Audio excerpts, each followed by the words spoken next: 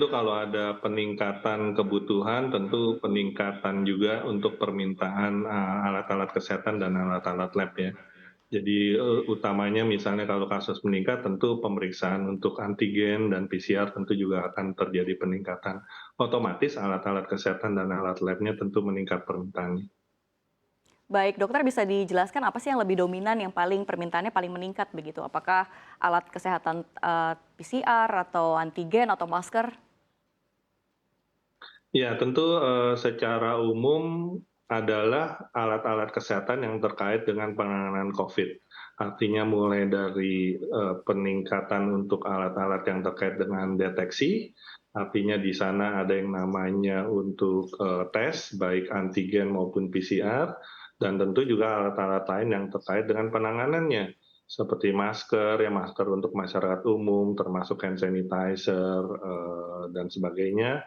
Lalu kalau di sarana kesehatan tentu terkait dengan masker juga untuk tenaga medis, APD, sarung tangan, dan sebagainya, sampai kalau memang pasiennya perlu dirawat, tentu termasuk alat-alat kesehatan yang untuk membantu perawatan.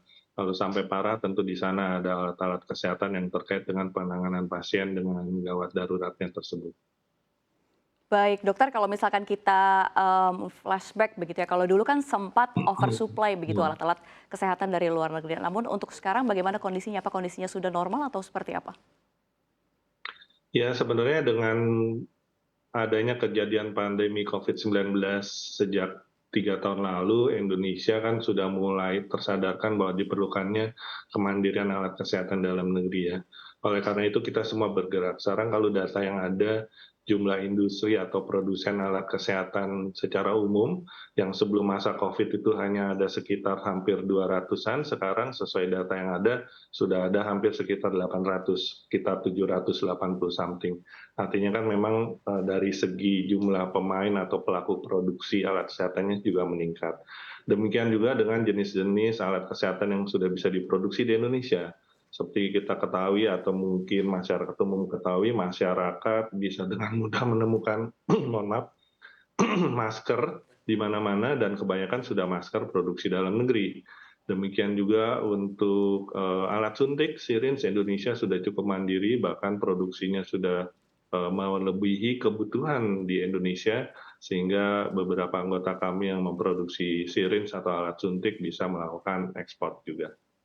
Baik, artinya memang pemerintah yang memang saat ini sedang menggalakkan vaksin booster begitu ya, bahkan akan memberikan vaksin booster dosis keempat pada lansia dan mereka yang rentan COVID. Ini artinya sudah cukup aman begitu ya pada permintaan alkes seperti jarum suntik seperti yang Anda katakan.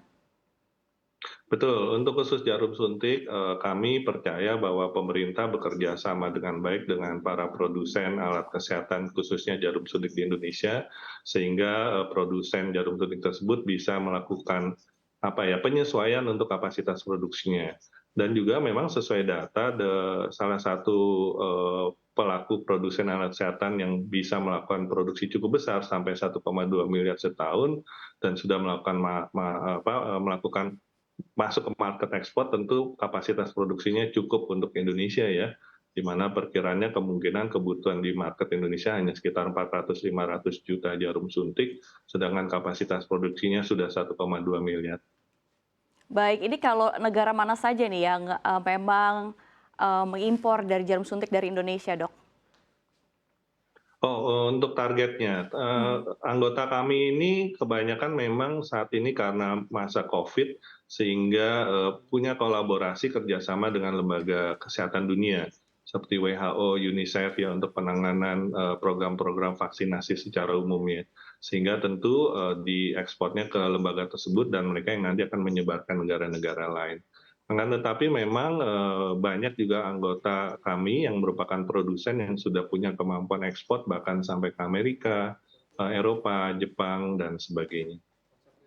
Baik, Dok, ini kalau kita berdasarkan daya saing begitu ya, daya saing produk alkes dan laboratorium kesehatan buatan asal Indonesia ini seperti apa sih kalau misalkan dibandingkan dengan alat alkes luar negeri begitu? Kalau misalkan kita lihat dari sisi harga, apakah memang cukup bersaing sekali? Iya, memang alat kesehatan ini kan sangat luas ya Mbak ya, mulai dari yang simpel, sederhana, sampai yang sangat canggih dari yang mulai bisa digunakan oleh masyarakat umum yang bisa ditemukan di minimarket sampai memang harus digunakan di rumah sakit.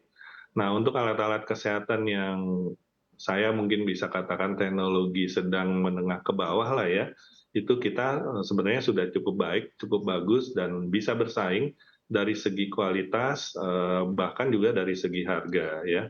Memang harga ini menjadi suatu hal yang khusus karena kebanyakan juga materi komponen alat kesehatan produksi dalam negeri ini masih sebagian besar tergantung dari impor.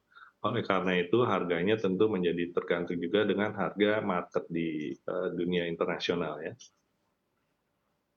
Baik, dokter kalau misalkan kita melihat gitu yang tadi Anda katakan, ini kan bahan-bahan alat-alat kesehatan kan masih menggunakan dengan impor. Dan kalau kita lihat kondisi saat ini juga dolar juga sangat menekan rupiah begitu. Ini seperti apa sih kendalanya?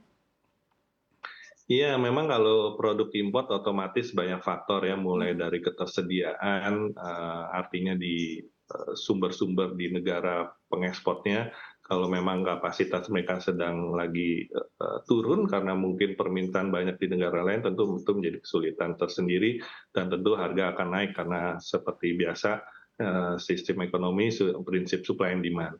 Lalu kedua juga karena kalau import kita tergantung dengan nilai tukar, artinya transaksinya kan tentu dengan mata uang asing. Sehingga itu menjadi suatu komponen yang mempengaruhi kinerja dari produsen alat kesehatan. Nah, Baik. kan tapi memang dalam hal ini, mohon maaf, dalam hal ini menjadi peluang juga sebenarnya untuk kita sebagai pelaku usaha di Indonesia untuk memanfaatkan peluang ini untuk lebih bergerak ke arah hulu untuk menyiapkan produksi-produksi komponen bahan baku di dalam negeri ya.